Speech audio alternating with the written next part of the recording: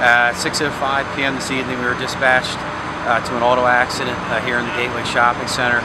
The initial information we had was the vehicle had gone into the building. Within about a minute or two of dispatch, we were advised that we had possibly one, maybe more persons trapped underneath or in front of the vehicle.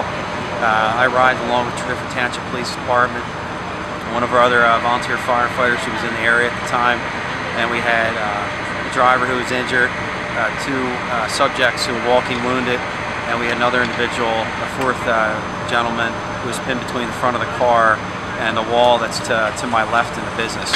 And that person was trapped in front of the car for about 20 minutes.